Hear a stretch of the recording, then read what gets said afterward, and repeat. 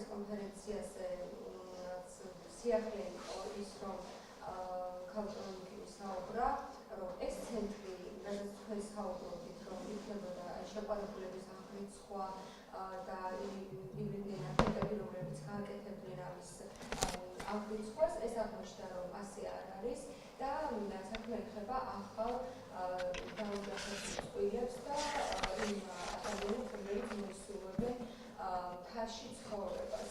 თქვენ რომ გამიგებთ, რატო შეიქმნა ეს დეპუტატის გამგებლობა თავიდან და რომ გითხრათ ამ ცენტრის გეგმის შესახებ.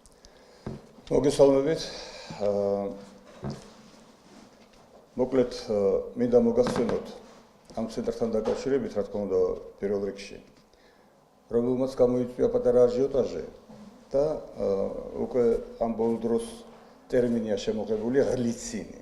არა, აი სწორედ რომ ღლიცინი იმ ადამიანების მიერ და იმ ჟურნალისტების მიერ, ვინც წინააღმდეგნებიან ქართველებისა და საქართველოს გაძლიერებისა. ეხლა მინდა გაგიმარტოთ, რომ შეიქმნა ეს ცენტრი, რა თქმა უნდა, ცენტრი შექმნა იყო დაკვეთილი ემიგრანტებისაგან, ანუ იმ ემიგრანტებისაგან, რომლებიც არიან წარმატებული ემიგრანტები და წარმატებული ბიზნესმენები, მაგრამ ეს ყველაფერი შემოატრიალეს.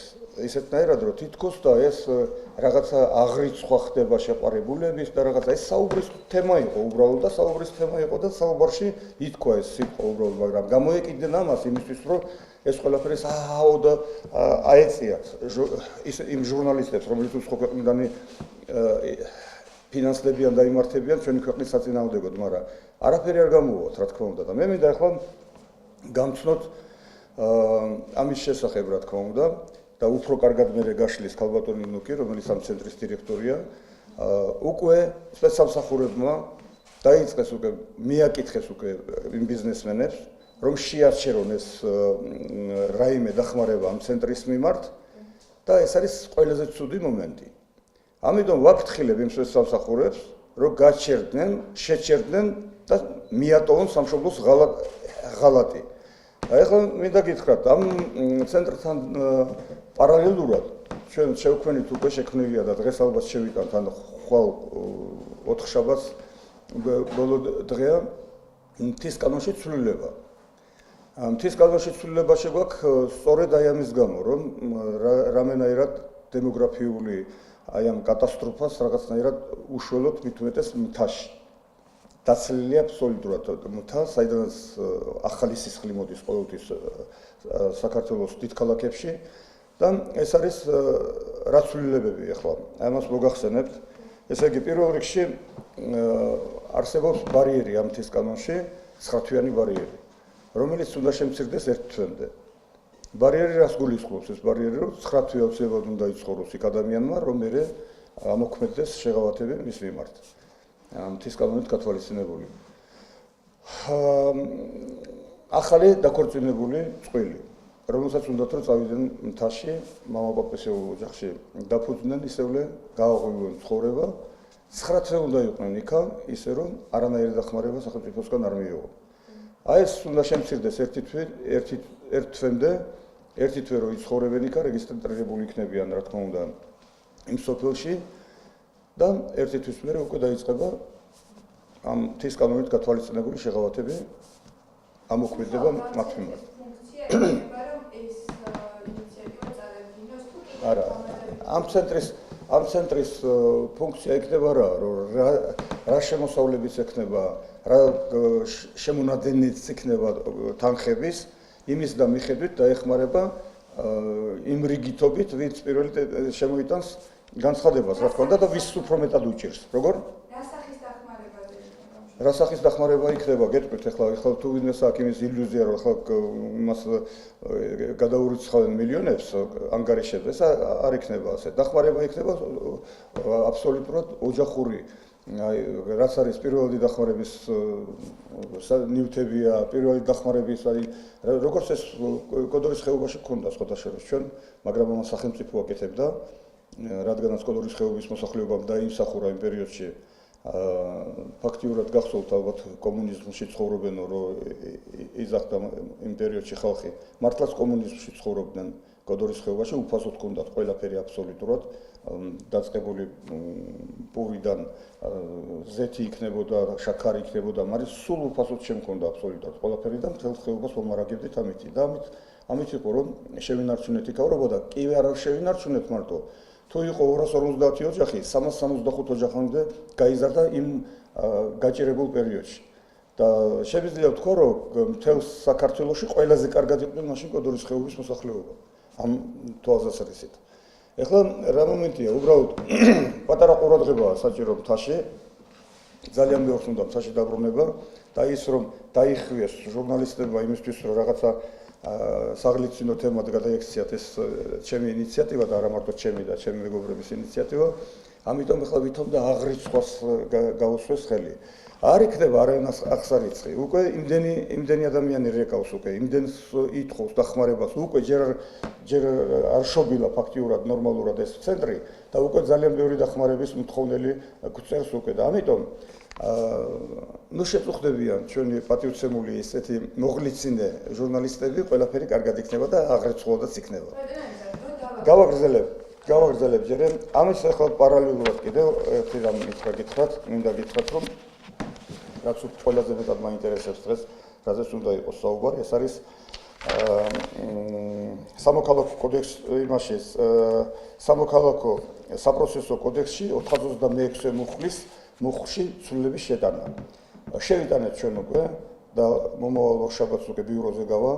ეს რას ითვალისწინებს? ანუ ერთთვიანი და ხუთწლიანი ვადების შეცვლას.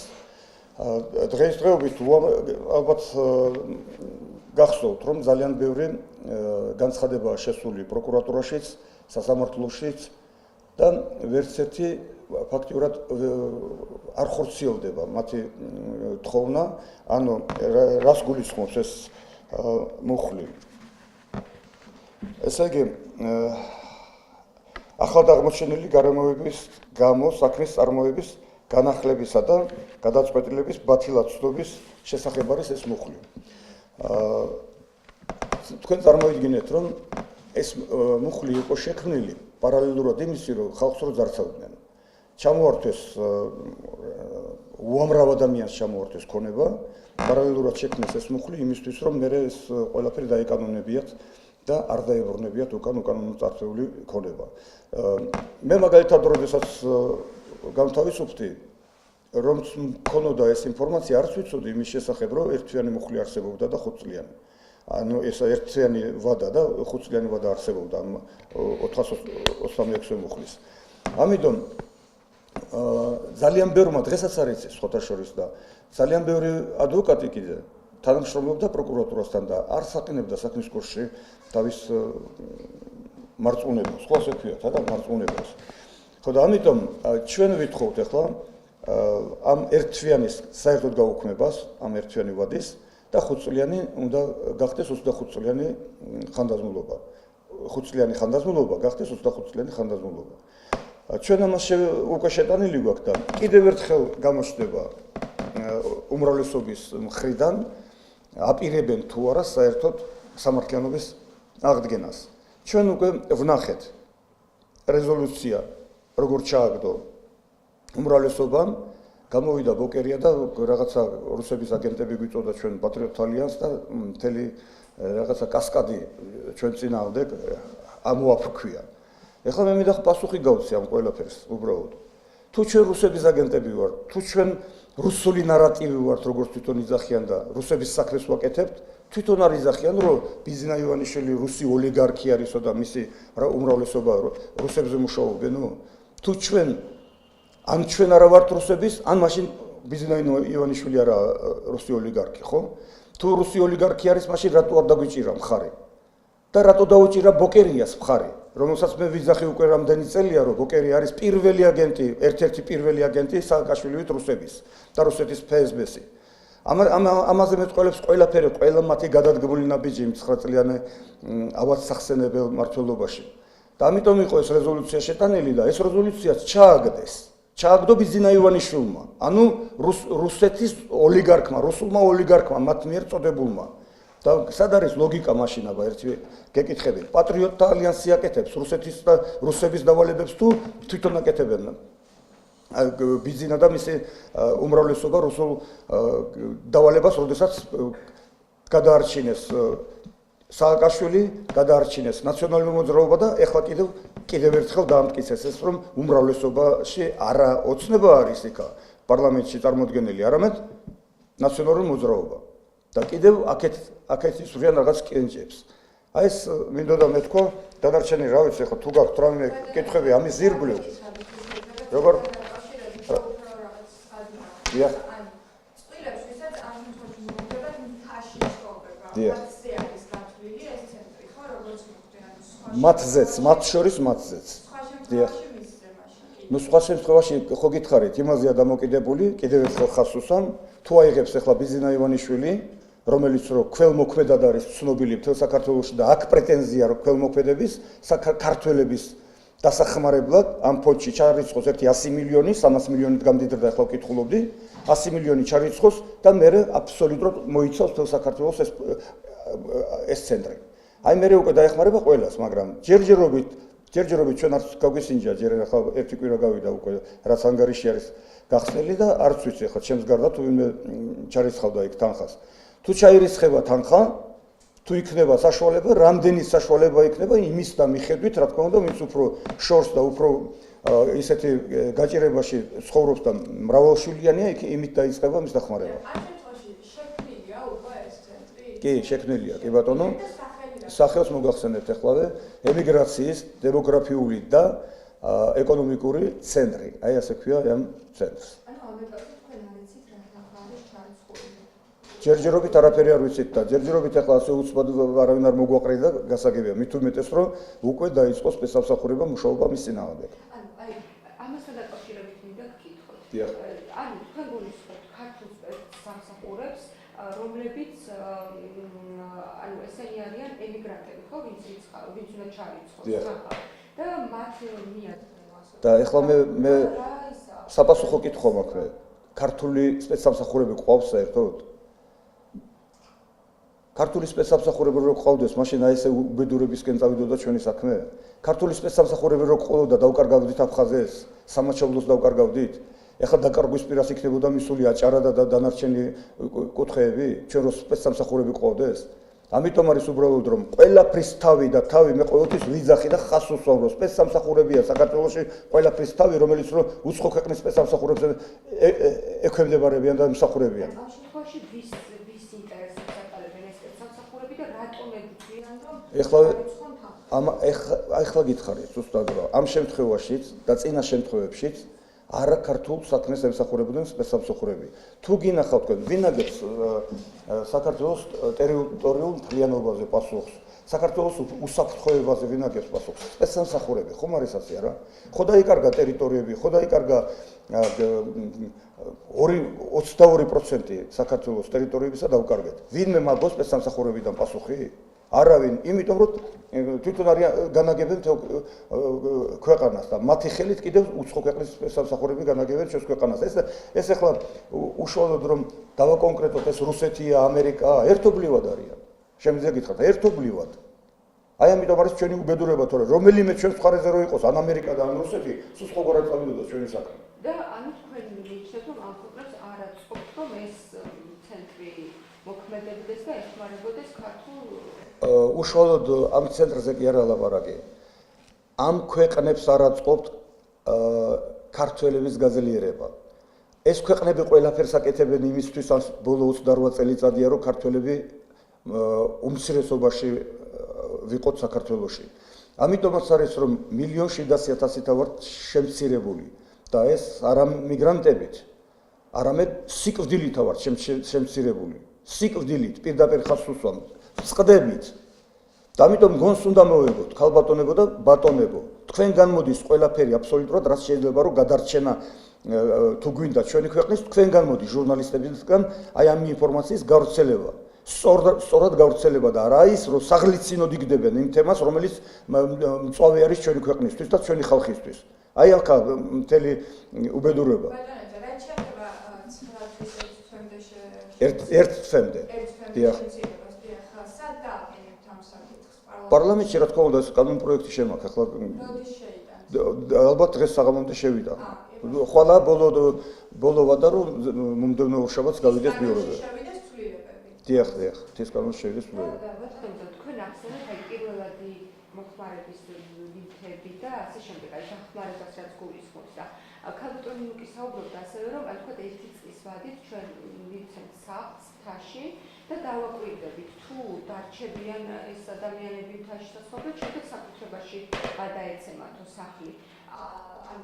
ეს გეგმები ძალიან დიდია და ბევრ რამეს მოიცავს და ეს კიდევ როგორი სიტუაცია იცით რომ სულ როს კითხეს გეგმა გაქვს შედაგების დროს როგორ უნდა მოიქცეო ომის გეგმა გაქვს და მან პირდაპირ უპასუხა რომ ჯერ შედაგება მოხდება და მე გვექნება გეგმაცო რო დავიწყებთ მოქმედებას რომ შემოვა თანხები დაიწყებენ უკვე მოქმედებას უпроსტორად მე ახლა უკვე არაფერ შუაში არ ვიქნები იქ იმუშავებენ უკვე ქალბატონი ნუკი და დანარჩენი მეგობრები ამაზე რა თქმა უნდა მე გქნება მივადევნებ თვალყურს ამ ყველაფერს ჩემს ინტერესებში არის რომ ქართველები რაც შეიძლება ძლიერად ვიყოთ და რაც შეიძლება მეტნი ვიყოთ ჩვენ გვინდა ტერიტორიები და გამრავლება არ გვინდა ჩვენ ვყოფნით ამ ტერიტორიებს რაც გაგვაჩნია დღეს აი ამიტომ არის რომ როგორც ჩვენ ვიკლებთ ასე იკლებს ტერიტორია საქართველოს ბატონო რა შეიძლება უკვე სხვა თემების შეიძლება უმრავლესობის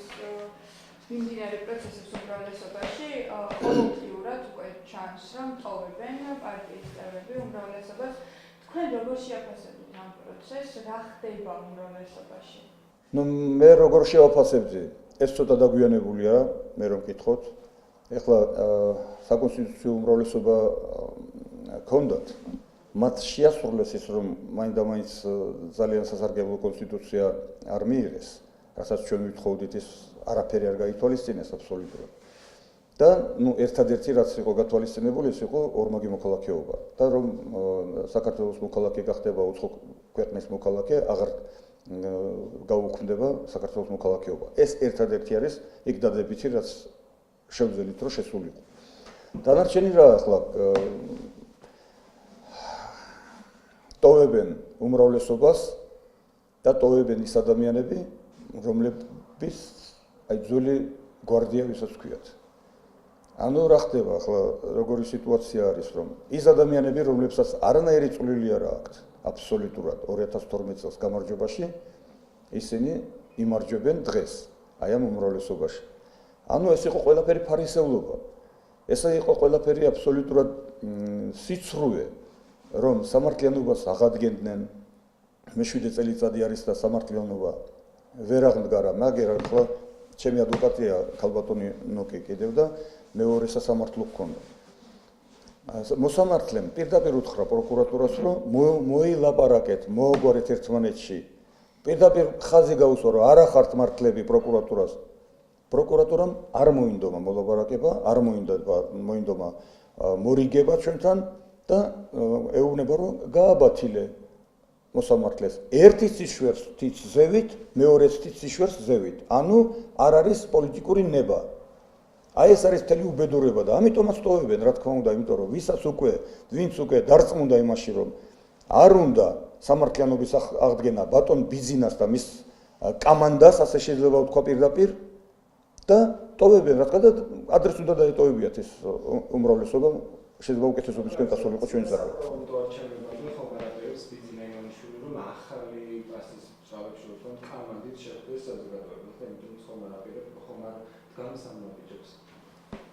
ნუ რეალურად 7 წლის განმავლობაში არახმედითი მთავრობისგან საზოგადოებას კარგი და პოზიტიური არაფერი გამოსწორებია. გასაგებია, მაგრამ ახლა ეს ძველი გვარდია ტოვებს ოცნებას, ხოსია. ოცნებაში რჩება ბიზინა და რჩებიან ის ახალგაზრდები. და ოცნებას რომ მესამე მოწვევით ახლა არავინ არ მისცემს თუნდაც უფლებას იმ მმართველებიდან, რომელიც რო გარედან მართავენ ჩვენს ქვეყანას. ეს ალბათ ფაქტია, ხო?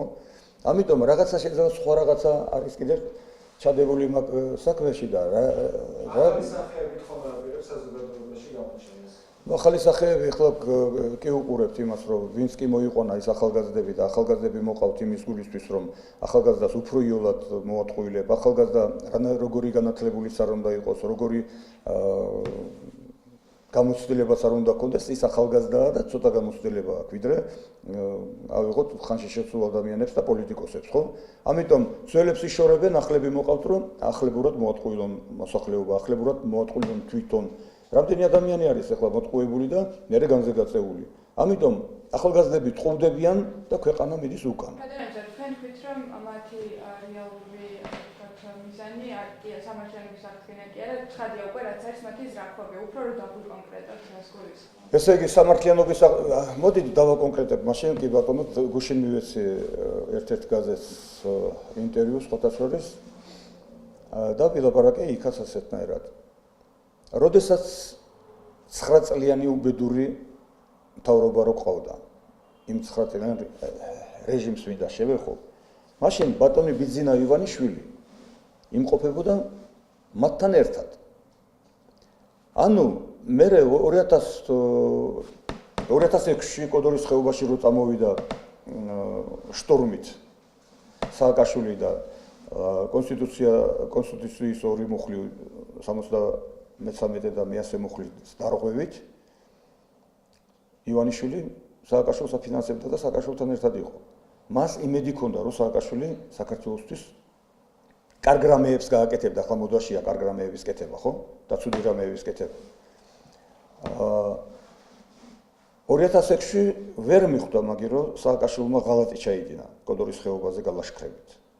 2007-ში, როდესაც სააკაშვილმა სისხლში აცურვა მთელი საქართველოს მოსახლეობა რუსთაველზე, მაშინაც ვერ მიხვდა, რომ სააკაშვილი მტერი იყო ჩვენი ქვეყნის. 2008-ში, როდესაც რო ტერიტორიები ჩააბარა, გაითამაშა ბრძოლები და რუსეთის დაკვეთით ტერიტორიები ჩააბარა, მოწინააღმდეგეს, მტერს ჩააბარა, უსისხლოდ კოდორის ხეობა და აქ კიდევ ყველა უბრალოდ სისხლდაღვარა ჩვენი ჯანსაღი სისხლდაღვარა, შეიძლება ითქვას ასე. მაშინაც ვერ მიხვდა ბატონი ბიძინა ივანიშვილი, რომ ეს იყო მტრად მოვლენილი ქართველების გენოციდის მომწყობი სააკაშვილი. 2009-ში კიდევ არ იცოდა, 2010-ში კიდევ არ იცოდა, 2009-ში 26 მაისი იყო, ხო თუ 10-ში იყო არ მახსოვს. ხო.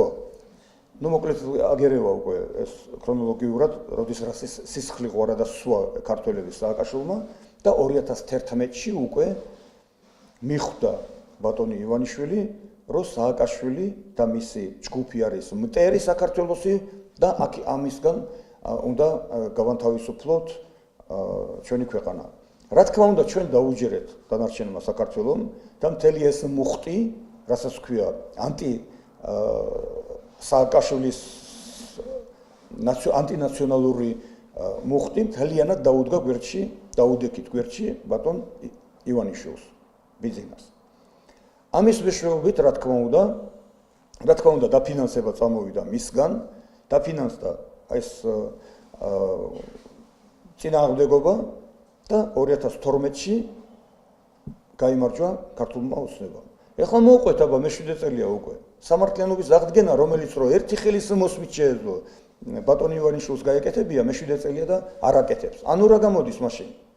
გამოდის რომ ქონების წართმევაში იყვნენ ერთად, ეხლა მარტო არის და ქონებას არ გვიბრუნებს. ანუ ბიზნეს საურთმევია ქონება ჩვენთვის, ჩვენი მოსახლეობისთვის.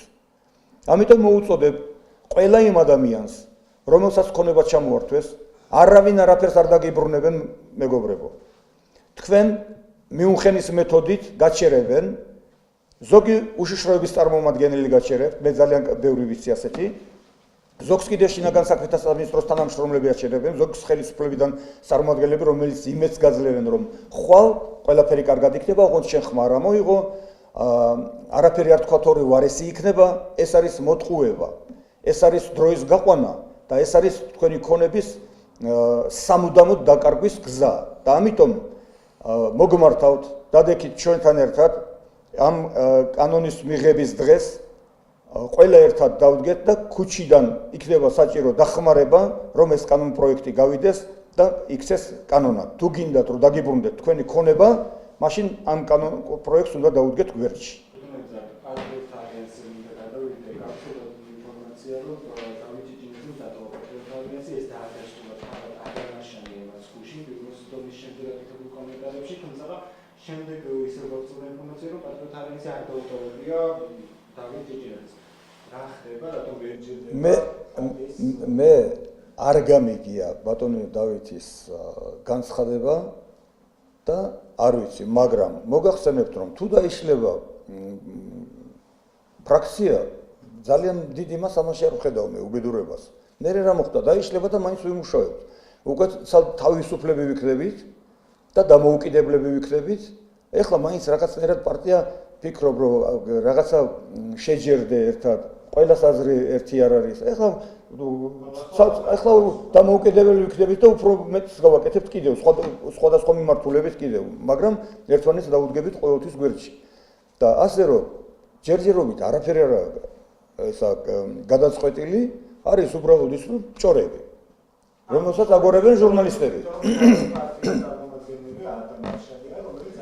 ადამ არშანიამ ეთყობა გაიგო ჟურნალისტებიდან მაგი უყურებს ტელევიზორს, მე არ უყურებ ტელევიზორს. თუ განცხადებას გააკეთებს იმის მერე კი. თუ გააკეთებს განცხადებას ბატონი დავით მერე ერთკვირიანი ვადაა კი ბატონო. და აი იმ შემთხვევაში თუ რეალურად დავით ჭეჭელაძემ საბოლოოდ დატოვა ფრაქცია. ამ შემთხვევაში თქვენ დაიწყებთ ახალი, ასე ვთქვათ, გუნდის წევრის ძებნას, თუ თქვენ დამოუკიდებლად გააგრძელებთ? მე სიმართლე გითხრათ, მე პირადად ჩემ პასუხს და ჩემს აზრს მოგახსენებთ, არც მაშინ, როცა ქალბატონი ნატო წავიდა, მიძებნია არავინ და არც ახლა ვაპირებ არავის ძებნას. გეუბნებით კიდევ ერთხელ რომ მე რაც მაქვს მოსმენელი ახლა ბატონ დავითისაგან, თარხან მოურავისგან, ასე ფრაქციის ხელმძღვანელისგან, რომ დიდ პრობლემას ამაში ჩვენ ვერ ვხედავთ. კი ბატონო, თქვენ პარტიაში, ასე ვთქვათ, მაინც არ ხართ, ასე ვთქვათ, თავისუფლად, თუ რა იგულისხმებთ? ნუ რა თქმა უნდა, როცა გუნდში ხარ, მაშინ გუნდურობაც დასაცავია. როგორ? იმიტომ რომ ჩემი შეიქმნა ჩემთან ერთად ფრაქცია და ჩემი მიზეზით ფრაქციას არასოდეს არ დავუშლით. აი ამიტომ არ დავეცავთ. მაგრამ ნატო შეიძებს გავიდა, თუმცა ნუ ნატო შეიძემ ისე გააკეთა, როგორც თვითონ ჩათვალა საჭირო და მე არა ვარ ნატო შეიძე. როგორ? ნუ არ დაიშალა ფრაქცია, იმიტომ რომ დაემთხვა ისე რომ ჭეჭინაძე თავისუფალი იყო და მოვიდა და შემოვიდა ფრაქცია იმაში და შეინარჩუნა ფრაქცია. კი ბატონო. ეხლა ქალბატონ ნუკის დავუთვლოთ. ამდენი აი შეიძლება ამ ცენტრთან დაკავშირებით წინა კვირაში განმარტება მოგახსენეთ, რას თვალისწინებს ჩვენი ცენტრი აუცილებელი გახდა მთისკანაში ცვლილების შეტანა, იმიტომ რომ მე განმარტე რომ ჩვენი ცენტრი მაქსიმალურად ეცდება მოსახლეობისათვის, ქართველი მოსახლეობისათვის დახმარების გაწევას, თუმცა აუცილებელია სახელმწიფოში არსებული დახმარებებით გავითვალისწინოთ და კანონში არსებული ყველა ცვლილება იქნება, თუ რაც იქნება საჭირო, აუცილებლად იქნეს ასე ვთქვათ, მორგებული ქართული მოსახლეობისათვის, იმიტომ რომ ჩვენი ცენტრი, რომელიც ახალი დაფუძნებულია და არის დაფინანსებაზე დამოკიდებული, რომელიც წევრებმა უნდა განახორციელონ და აგრეთვე უნდა განახორციელონ სხვადასხვა მოქალაქეებმა, არის სრულიად დამოკიდებული მათ მიერ თანხის ჩარიცხვაზე. აქედან გამომდინარე, ჩვენ ვერ ვიქნებით მთლიანად ისე თავისუფალი და ვიქნებით შეზღუდული თანხების განკარგვაში, ამიტომ მაქსიმალურად ვცდილობთ იმასაც, რომ რაც შეიძლება სახელმწიფო პროგრამების პარალელურად ვაწარმოოთ ჩვენი დახმარებები და მაქსიმალურად დავდგეთ ამ მოსახლეობას გვერდით, იმიტომ რომ თუ კი მთაში წავა ადამიანი საცხოვრებლად, რა თქმა უნდა ჩვენი დახმარება არ იქნება მარტო საკმარისი, რომ იქ იგრძნოს თავი კარგად და დემოგრაფიულ სიტუაციას ასე თუ ისე შეეწყოს ხელი. ამიტომ აუცილებელი გახდა ეს ცვლილება, შესაბამისად, რომ განხორციელდეს რაღაც დახმარებები კიდე, რომელიც სახელმწიფოსგან არის ასე ვთქვათ, დაკანონებული. ამიტომ აი პარალელურად ასეთ რეჟიმში ვიმუშავებთ ჩვენ ყველა საკითხთან მიმართებაში, აბსოლუტურად არა მარტო მთაში დასახლებული მოსახლეობისათვის.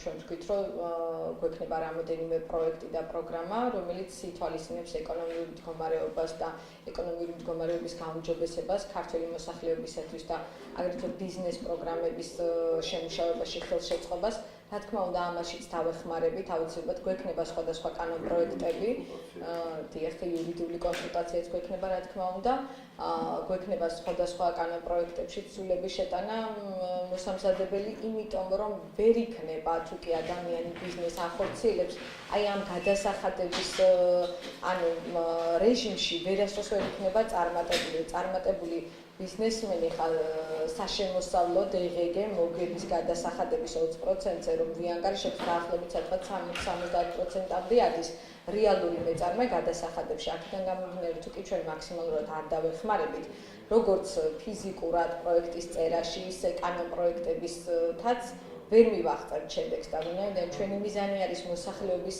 ეკონომიური მდგომარეობის გაუმჯობესება, აქედან გამომდინარე ვთვლით საჭიროდ, რომ ძალიან ბევრი საქმე იქნება შესასრულებელი, არა მარტო ჩვენი მხრიდან, თანხების გაწერით და დახმარებით, არა მარტო მეორე მხრიდანაც, როგორც იურიდიული კონსულტაცია, ასევე იქნება კანონპროექტებზე მუშაობაც და აი პარალელურ რეჟიმში ერთობლივად ვაპირებთ, რომ მოვეხმაროთ მოსახლეობას მაქსიმალურად. აი ეს იქნება ცენტრის ირგული ამ წუთში, ამ პერიოდში სიახლეები. რაც შეეხება ცენტრს ყოველდღიურად მიმდინარეობს მოლაპარაკებები სხვადასხვა ინვესტორებთან, მიმდინარეობს აზრების გაცვლა, მე წინათაც მოგახსენეთ საბერძნეთთან ვაპირებთ მოლაპარაკების განხორციელებას იქ არსებულ ოფისთან და რა თქმა უნდა ვეცდებით მოსახლეობის მაქსიმალურ დახმარებას, თუნდაც ის მცირედი 1500 евро, რომელსაც ითვალისწინებს საბერძნეთში არსებული ოფისი, იმასთან ერთად ჩვენი ოფისიც დაეხმარება, ჩვენი ცენტრიც დაეხმარება მოსახლეობას და იქნებ როგორმე მოახერხოთ, რომ თითოეულმა მოსახლემ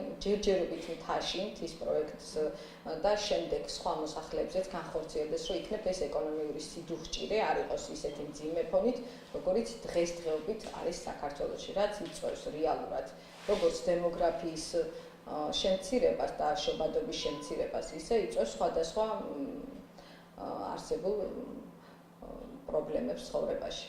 ახლა ჩვენ გავახსენეთ და ვისაუბრეთ სამოქალაქო საპროცესო კოდექსში შესატანცვლებებთან დაკავშირებით, ეს გახლავთ სამოქალაქო საპროცესო კოდექსის 426-ე მუხლი და რატომ გავამახვილეთ ყურადღება ამასთან დაკავშირებით. არავის მართლა არ მოსვლია აზრად საქართველოს მთავარ პროკურატურაში რამდენი განცხადება გახლავთ პატივცემულებო წარდგენილი ქონების დაბრუნებასთან დაკავშირებით, ანუ იმ რეჟიმის პერიოდში ჩამორთმეული ქონებასთან დაკავშირებით დაახლოებით სადღაც როგორც ჩემთვის არის ცნობილი 57000 განცხადება გახლავთ მარტო პროკურატურაში. გარდა ამისა გახლავთ სასამართლოში არაერთი განცხადება შესული, რომელიც არც კი კმაყოფილდება და მიზეზი გახლავთ რა 5 წლიანი და ერთთვიანი ვადების არსებობა. იმიტომ რომ როდესაც ადამიანმა გაიგო ან შეიტყო, ეს კანონის ხარვეზია რა თქმა უნდა, შეიტყო, გაიგო, იცნო, ეს ასე არ არის განმარტებული ზოგჯერ. არაერთ სასამართლო განჩინება შემიძლია წარმოგიდგინოთ პრაქტიკაში და დაგუგლეთ და შეგიძლიათ ინფორმაცია ისედაც მოიპოვოთ 426 მუხლთან დაკავშირებით, როგორი პრაქტიკაა საქართველოში და რას განმარტავენ სასამართლოები. გაიგო, კი ბატონო, ერთ თვეში უნდა წარმოედგინა, როგორ ადამიანი, რომელსაც არაკონსტიტუციურია, მის საკუთრებაზე ვსაუბრობთ, ქონება, რომელიც დაუსაბუთებლად ჩამოართვეს. ჩვენ არ ვსაუბრობთ ისეთ ქონებებზე, ხა ვინმე ფიზიკურმა პირებმა ერთმანეთს შორის დავის შედეგად დაკარგეს. თუნდაც ესეთი იყოს. ჩვენ ვიცით ემიგრანტები, რომლებიც წლობით არიან საზღვარგარეთ გამგზავრებული და შესაძლოა საერთოდაც ვერ გაიგოს საჯარო რეესტრი რა ხდება მის ქონებაზე. ანდა სასამართლო პროცესის შესახებ, რომელიც ითვალისწინებს პუბლიკაციით გადაწყვეტილების ცნობას მოქალაქისათვის. ამიტომ ძალიან ბევრი ხარვეზები ამასთან დაკავშირებით და სამართლიანობის აღდგენა ეს გაკეთებული იქნებოდა წლების წინაც და ამდენი ხანი ქონება დაბრუნებული იქნებოდა არა მარტო იმ 100 თუ 200 განცხადებისთვის, რომელსაც დაუბრუნდა რეალურად მისი ქონება, ამდენი მოქალაქისათვის და არც ეს სასამართლოები იქნებოდნენ ასეთ დღეში და არ იქნებოდა გადაწყვეტილი, არც საქმის წარმოებები თავის დროზე ამ კანონში ცვლილება რომ შეეტანათ, ანდა უბრალოდ პროკურატურას ეთქვა და განემარტა მარტივი განცხადებით, რომ იცით რა შეგიძლიათ მიმართოთ სასამართლოს და სასამართლომ განიხილოს ეს დავები. არც ერთ განცხადებაზე პასუხი არ მაქვს მიღებული მე პირადად. ბატონი ემზარის განცხადება მე როცა ჩავერთე საქმეში უკვე 4 წელია ფაქტიურად წარდგენილია, თითქმის 4 წელია 2015 წელს წარუდგენია პროკურატურაში მის ერთ-ერთ წარმომადგენელს. თუმცა რაიმე წერილობითი პასუხი მასზე დღემდე არ არის. ჩვენ წარვადგინეთ სხვა განცხადებები სასამართლოში. იქვე იყო საუბარი მორიგებასთან დაკავშირებით, თუმცა პროკურატურის პოზიცია გახლავთ ის, რომ ვერ მოურიგდებით ბატონო, მერე რა რომ ქონება დაუსაბუთებლად ჩამოვართვით, მერე რა რომ გამართლებულია ბატონი ემზარი იმ საკითხებში, შეწყდა სისხლის სამართლებრივი დევნა 2014 წელს. საფუძველი რაც გახდა სარჩელის წარდგენის, ანუ 7 წლის მერე შეგნებულად ესე იგი შეწყდა ეს საქმე, აღარ არსებობს და ქონებასაც ვერ ვაბრუნებთ კანონში არსებული ხარვეზის გამო. არა მარტო ბატონი ემზარი გახლავთ ამ სიტუაციაში, გახლავთ უამრავი მოქალაქე. ამის ერთ-ერთი მაგალითი გახდა საკონსტიტუციო სასამართლოს 2013 წლის გადაწყვეტილება და შესაბამისად იქ ერთ-ერთ მუხთან მიმართებაში იქნა საკონსტიტუციო სასამართლომ არაკონსტიტუციურად ცნო 426 მუხლის მეოთხე ნაწილის ესე იგი მოქმედება 423 მუხლის გექვეპუნქტთან მიმართებაში, იმიტომ რომ პირი, რომელიც არ არის მოწვეული სასამართლოს ხდომაზე, მას დაერღვა მისი კონსტიტუციური უფლება საკუთრებასთან დაკავშირებით.